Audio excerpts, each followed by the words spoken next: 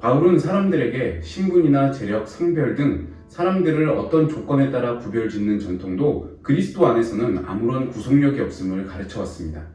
그리스도 안에서는 종이나 자유인이나 유대인이나 이방인이나 부자나 가난한 자나 남자나 여자나 차별이 없다고 가르친 것이죠. 그런데 오늘 본문을 보면 남자는 여자의 머리다. 남자는 머리에 뭘 쓰고 모임에 참석하면 안 된다. 여자는 반드시 머리를 가리고 모임에 참석해야 한다. 이런 이야기를 하고 있습니다. 남자와 여자를 구별짓는, 아니 남자와 여자 사이에 어떤 우열관계를 암시하는 듯한 가르침을 주고 있습니다. 도대체 이게 어떻게 된 일일까요? 바울이 없는 동안 고린도 교회 안에 그의 가르침을 핑계삼아 일부러 전통을 무시하는 행동을 보여주는 사람들이 나타났습니다. 예를 들어 여자는 머리를 가리고 공적인 모임에 나가야 하는데 일부러 막 머리를 풀어헤치고 참석하는 것이죠. 여자들을 부자유하게 하는 이런 전통 따위 없어져야 한다고 시위하듯이 말입니다. 사실 여자가 머리를 풀어헤치든 모이칸 컷을 하든 사실 아무 상관이 없습니다. 하지만 지금 여러 차례 이야기를 하고 있듯이 성도는 공동체의 덕을 세우는 사람이어야 합니다. 공동체의 질서를 어지럽히는 자들이어서는 안 됩니다. 내가 자유롭게 되었다고 해서 사람들 앞에서 일부러 전통을 파괴하는 모습을 보여서는 안 되는 것이죠.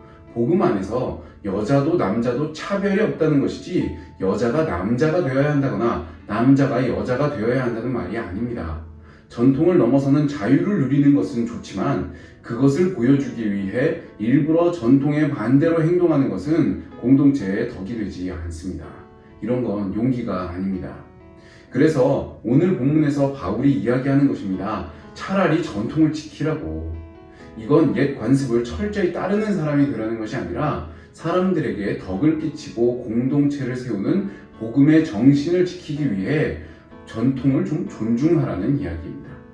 복음의 정신을 지키기 위해 전통을 넘어설 수도 있어야 하지만 때로는 전통을 존중히 여기는 태도를 가질 수도 있어야 합니다. 중요한 것은 덕을 세우고 다른 이를 사랑하는 복음의 본질이라는 것을 늘 기억할 수 있길 바랍니다. 기도하겠습니다.